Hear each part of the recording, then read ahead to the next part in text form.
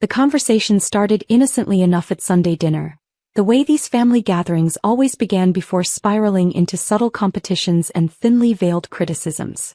Sarah had spent the first 20 minutes showing off photos of her latest home improvement project, a kitchen renovation that featured marble countertops, custom cabinets, and a backsplash that she'd been planning for months. "It's amazing what homeownership allows you to do," she said, scrolling through her phone to display yet another angle of the pristine granite surfaces. "The equity just keeps building month after month. Unlike some people who throw money away on rent every single month with nothing to show for it." Mom passed the potatoes and nodded approvingly, her face lighting up with maternal pride. Sarah's always been the smart one with money. Very practical about long-term investments and building wealth. She thinks ahead. I continued eating my dinner quietly, accustomed to these subtle digs about my apparent financial shortcomings. To the family, I was the underachiever, the one who worked at what they assumed was a small consulting firm, drove a modest Honda Civic that was 3 years old, and lived in what they believed was a rental apartment in a less prestigious part of town. "Speaking of rent," Dad chimed in, cutting his steak with more force than necessary, "maybe it's time you started thinking seriously about your future, Emma. You can't rent forever like some college student. At 29, most successful people are building equity and investing in real estate, not paying someone else's mortgage month after month." Sarah leaned back in her chair with a satisfied smile, clearly enjoying her position as the financially successful sibling. "I mean, I totally get it. Not everyone has the credit score or down payment saved up for property ownership. The requirements are pretty steep these days. But there are first-time buyer programs available, you know. Even for people in your particular situation." The condescension dripped from every carefully chosen word. Sarah had always positioned herself as the accomplished sibling, the one who had her entire life mapped out and executed perfectly. She'd graduated from business school with honors, landed a prestigious marketing position at a major pharmaceutical company, and purchased her first house at 26 with what she claimed was careful financial planning and disciplined saving. Meanwhile, I was just Emma, the quiet one who kept to herself, never seemed to amount to much professionally, and appeared content with a modest lifestyle that screamed underachiever to anyone paying attention. "The housing market is incredibly competitive right now," Uncle Robert added from across the table, always ready to pile on when the family discussed my various shortcomings. "You need substantial income, perfect credit, and a significant down payment. It's definitely not for everyone. Some people just aren't cut out for that level of financial responsibility." I nodded politely and took another bite of green beans, my standard response to these weekly assessments of my life choices. "You're all probably right about that. Don't get me wrong," Sarah continued, clearly relishing the spotlight and the opportunity to showcase her superior understanding of personal finance. "There's absolutely nothing wrong with renting. Some people just aren't cut out for the responsibilities that come with homeownership. The constant maintenance, the property taxes, the insurance premiums, the HOA fees. It's a lot to handle, and it requires a certain level of financial sophistication." Mom reached over and patted my hand sympathetically, her expression mixing concern with disappointment. "Maybe you could start small, honey. A little condo or townhouse. Something manageable. Work your way up gradually. If she can even qualify for a mortgage," Dad muttered, not quite under his breath but loud enough for everyone to hear. The family dinner continued for another hour and a half, with more detailed stories about Sarah's home improvements, her recent promotion to senior marketing manager, and her ambitious 5-year plan to upgrade to an even larger house in the suburbs with a 3-car garage and a swimming pool. I listened quietly, occasionally nodding when someone addressed me directly, maintaining the role I'd played for years. As we were clearing dishes and preparing dessert, Sarah cornered me in the kitchen while the others moved to the living room. "I hope you don't take what Dad said too personally. He just wants to see you succeed and build something meaningful. We all do, really." "I know," I replied, methodically rinsing plates and loading them into the dishwasher. "If you ever want some advice about getting pre-approved for a mortgage or connecting with a good real estate agent, I'm totally happy to help. I know this amazing woman who specializes in helping first-time buyers, especially those working with more limited budgets. She's very patient and understanding about different financial situations." I smiled and thanked her for the generous offer, maintaining the facade that had become second nature over the years. The drive home gave me time to reflect on the evening's conversation and the familiar patterns that had emerged. This wasn't new territory. These family dinners had followed the same basic script for years. Sarah would showcase her latest achievement or acquisition. The family would praise her financial acumen and forward-thinking approach to wealth building, and I would sit quietly while they discussed my apparent lack of ambition and questionable life choices. What they didn't know, what none of them had any idea about, was that I'd been paying Sarah's mortgage for the past 2 years. It started small and innocuous the way these things often do. Sarah had called me in tears about 18 months after buying her house, explaining through sobs that her marketing job wasn't as stable as she'd initially believed. The pharmaceutical company was going through a major restructuring, her entire department was being eliminated, and she was facing a 3-month gap in employment while she searched for a new position. "I don't know what I'm going to do, Emma," she'd sobbed over the phone, her voice breaking with desperation. "The mortgage payment is $3,200 every month and I've only got enough in savings to cover maybe 6 weeks, maybe 8 if I really stretch it. I can't lose this house. Not after everything I went through to get it, all the sacrifice and planning." She'd begged me not to tell the family about her situation. Her carefully constructed image as the successful sister was everything to her, the foundation of her identity within our family dynamic. The thought of dad or mom knowing she couldn't afford her mortgage payments was absolutely unbearable to her. So I helped, initially viewing it as a temporary solution to a short-term crisis. I set up a monthly automatic transfer from my business account to hers, covering her $3,200 mortgage payment while she focused on finding new employment. It was supposed to be a brief arrangement, just until she got back on her feet and could resume normal payments. But then she found a new job that paid significantly less than her previous position. The marketing role at a smaller biotechnology company offered better long-term stability and growth potential, but it came with a substantial $30,000 annual pay cut that made her mortgage payments completely unmanageable on her new salary. She kept the house by continuing to accept my monthly payments, which she now framed as a temporary loan that she'd definitely pay back once her financial situation improved, and she either got promoted or found a higher-paying position elsewhere. That was over a year ago, and the payments had continued every month without interruption. The irony of the situation wasn't lost on me. While Sarah delivered lectures about building equity and the long-term benefits of homeownership, I was literally financing her version of the American dream. Every month, I transferred $3,200 to keep her afloat financially, while she basked in the family's admiration for her supposed financial success and planning capabilities. The consulting firm I supposedly worked for was actually a cover for my real business, a property management company that I'd built from the ground up over the past 5 years.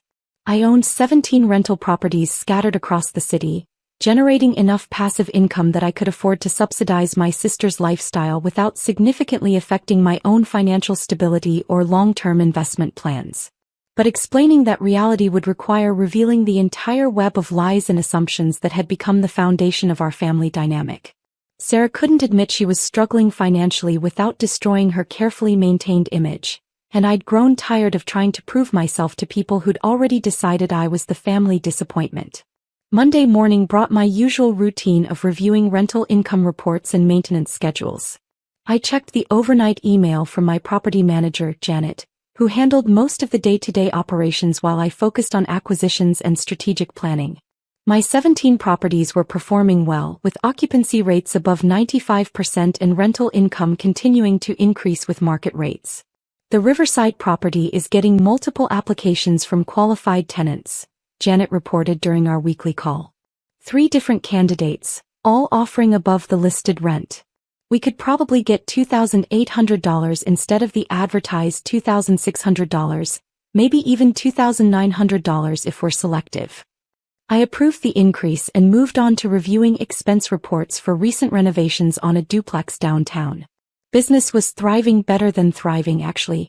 The strong real estate market meant my properties were appreciating in value while generating steady rental income that I reinvested in additional acquisitions. My phone buzzed with a text message from Sarah. "Thanks again for dinner last night. Mom absolutely loved seeing the whole family together like that. By the way, I'm super excited about the new backsplash. Already thinking about redoing the master bathroom next. You know how home improvement projects go, there's always something else to update. Smiling face with smiling eyes. I stared at the message for a long moment, processing the casual tone and the mention of another expensive renovation project. The bathroom upgrade would probably cost another $15,000 to $20,000. Money she didn't have, that would inevitably be financed through credit cards or personal loans that she'd struggle to repay on her reduced salary. That evening, I made a decision that had been building in my mind for months. I called Janet first, my voice steady and businesslike. I need you to stop processing the monthly payment from Sarah Matthews for the Riverside property, effective immediately. The $3,200 monthly transfer that's been coming through automatically? Are you sure about this? I can set up a different payment method if there's an issue with the current banking setup. No, I said firmly, my decision crystallizing as I spoke. Stop accepting any payments from her entirely. Starting next month. Janet was confused but maintained her professional demeanor. Understood completely. Should I send formal notice about the payment discontinuation, or will you be handling all communications directly? I'll handle all notifications myself. Next, I called my accountant to discuss the tax implications of discontinuing the arrangement. The monthly payments to Sarah had been structured as family loans rather than rental income, which simplified the documentation and reporting requirements. The hardest call was to Sarah herself. Emma. What's up? She answered cheerfully, her voice bright with the confidence of someone who believed her financial support was guaranteed indefinitely. We need to talk about the monthly mortgage payments, I said without any preamble or small talk. Her voice immediately became cautious and uncertain. What about them? Is there some kind of problem with the transfer system? They're stopping. Next month will be the last payment. Silence stretched for nearly 30 seconds, broken only by the sound of Sarah's breathing becoming more rapid and shallow. What do you mean stopping? Emma, I can't afford the full mortgage payment on my own. My current salary isn't nearly enough to cover it plus all the other monthly expenses. I thought we had an understanding, an arrangement that worked for both of us. We did have an arrangement. For 24 months. But I can't continue subsidizing your lifestyle indefinitely. But I'm finally starting to get ahead financially, she protested, her voice rising with desperation. The bathroom renovation will add significant value to the house. It's a smart investment that will pay for itself. And I'm really hoping for a promotion next year that could bump my salary back up to where it was before, maybe even higher.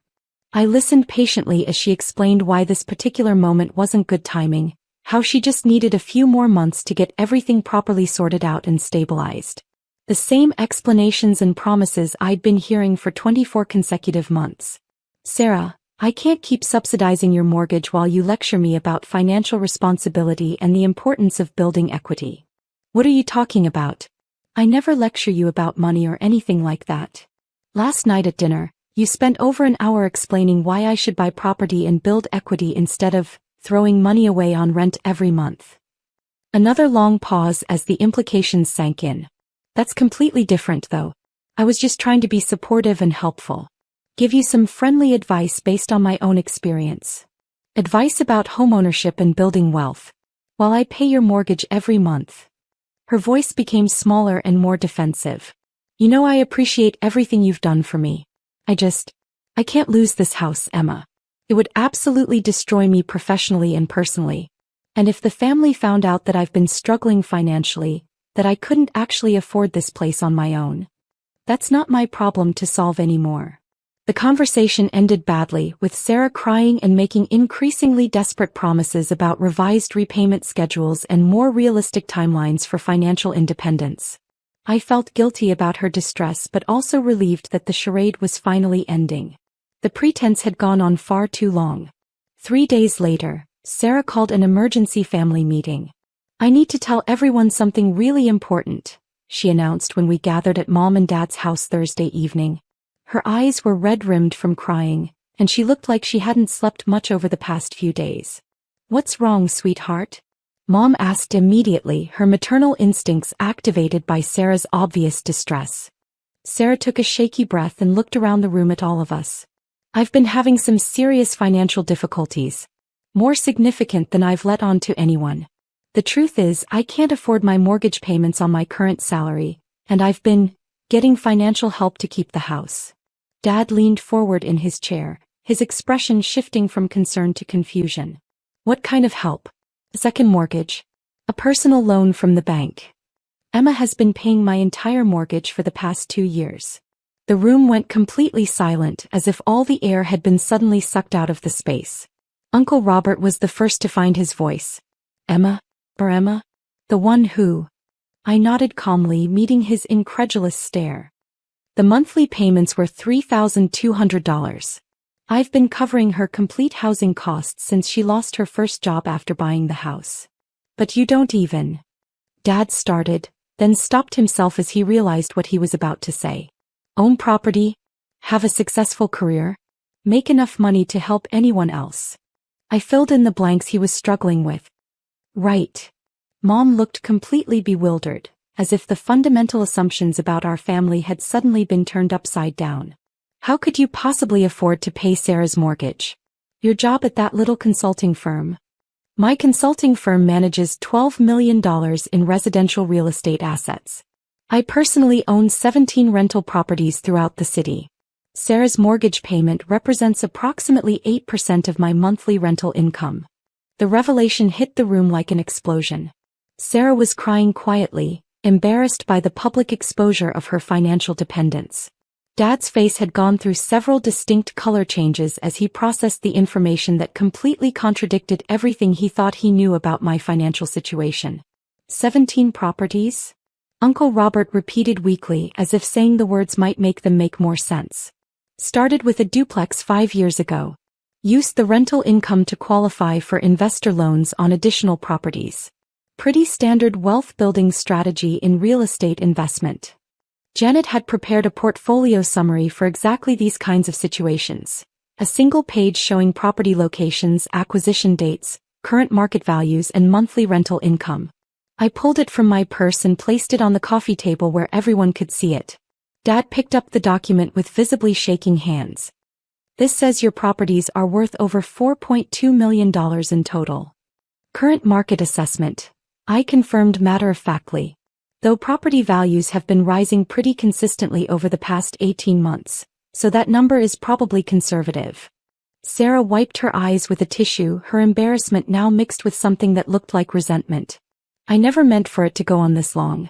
I kept thinking I'd get a better job or a significant promotion, or something that would let me pay Emma back and handle the mortgage payments myself. Why didn't you tell us Emma was helping you financially? Mom asked, her voice barely above a whisper. Because you all think she's the family failure, Sarah snapped, her embarrassment suddenly turning to defensive anger. Every single family dinner is about how successful I am and how Emma needs to get her life together and start making better choices. How was I supposed to explain that the successful sister needed financial support from the unsuccessful one? The room fell quiet again as everyone absorbed the full implications of what had been revealed. So when you've been giving me advice about building equity and buying property? I said to Sarah, letting the sentence hang in the air. I know exactly how it sounds, she said miserably. I wanted to keep up the image, you know? I worked so incredibly hard to buy that house, and when I couldn't afford it anymore, I couldn't bear to admit failure to everyone. Dad cleared his throat awkwardly. Emma, I owe you a serious apology. We all do. We've been completely wrong about your situation for years. Wrong about a lot of things, I agreed, my voice remaining calm and measured. But why didn't you ever say anything? Mom asked, her confusion genuine. All these years of us thinking you were struggling financially, making assumptions about your career? Because it didn't matter what any of you thought about my success. I didn't need your approval or recognition to build a profitable business. But I did get tired of funding Sarah's lifestyle while she lectured me about financial responsibility. Uncle Robert was still staring at the property portfolio document. You've been carrying all of this financial success quietly for years while you what? Made assumptions? Offered unsolicited advice? Treated me like the family disappointment. I shrugged. Real estate investment isn't particularly dramatic or exciting. You buy properties, maintain them properly, collect rent, and reinvest the profits. It's boring and steady, which doesn't make for exciting dinner conversation. Sarah looked up from her tissues. What happens now? With the house, I mean. That's your problem to solve, I said firmly.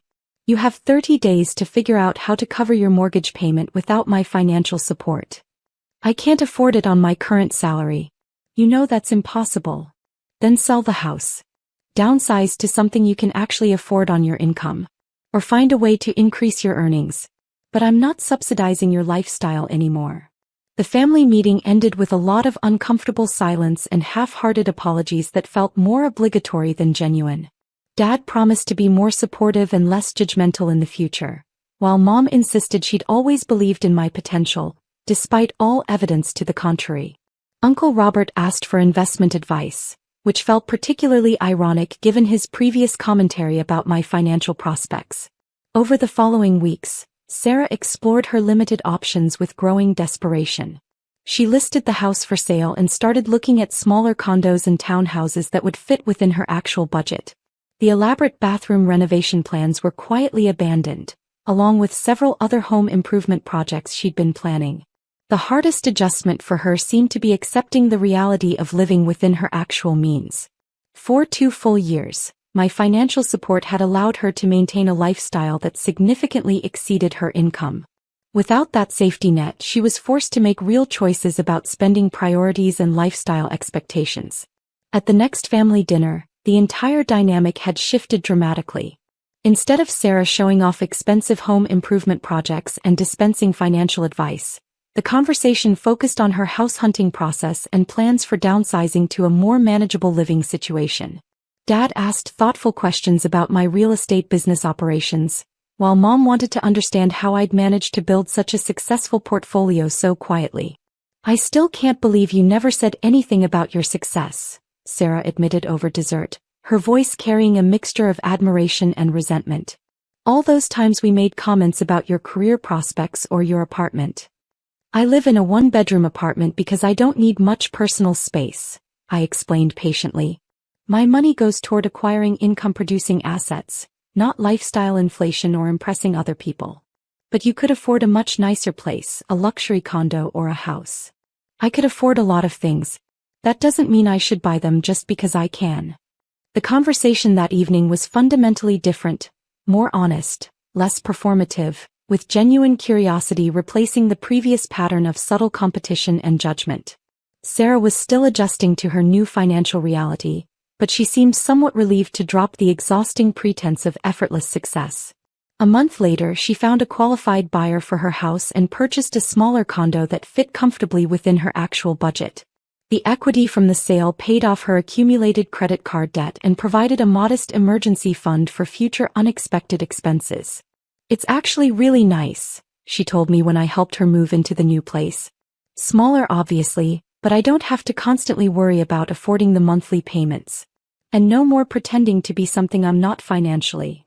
The family dynamics continued to evolve gradually.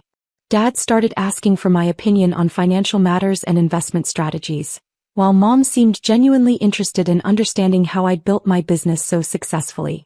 Uncle Robert, perhaps most transformed by the revelation, had become almost deferential in his interactions with me. But the biggest change was in my relationship with Sarah.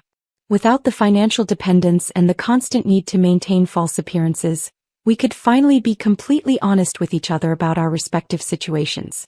She was working diligently on rebuilding her financial stability and independence, while I was learning to be more open about my successes and long-term goals. The Sunday dinners became more balanced conversations, with everyone contributing their perspectives rather than one person dominating with carefully curated achievement stories. Sarah talked openly about her job search for a position with better compensation, while I shared updates about property acquisitions and market trends. I still feel absolutely terrible about all those years of taking your money while simultaneously criticizing your life choices, Sarah said during one of our private conversations several months later. It taught me something valuable, I replied thoughtfully. Family support shouldn't come with strings attached or expectations, but it also shouldn't enable people to avoid facing reality indefinitely. Looking back, the 2 years of secret financial support had been both manageable from a business perspective and emotionally exhausting on a personal level. I'd gained important insights into the difference between helping someone through a genuine temporary crisis and subsidizing their permanent lifestyle choices that exceeded their actual means. Sarah's house sale closed on a Tuesday afternoon in November. That evening she sent me a text message. First mortgage payment on the condo, paid entirely from my own account. Feels absolutely amazing. Thank you for everything you did and for finally saying no when you needed to. The message felt like closure on a chapter that had defined our relationship for far too long. Sarah was learning to live authentically within her means, while I was learning to set appropriate boundaries that protected both my financial resources and my emotional well-being. The family had adjusted to a completely new understanding of everyone's actual circumstances and capabilities. No more assumptions about success or failure based purely on outward appearances or lifestyle choices. No more lectures about financial responsibility from someone who couldn't afford their own supposedly successful lifestyle. Most importantly, no more monthly transfers to maintain someone else's carefully constructed illusion of prosperity while being treated as the family disappointment who couldn't get her life together. That felt definitely worth celebrating.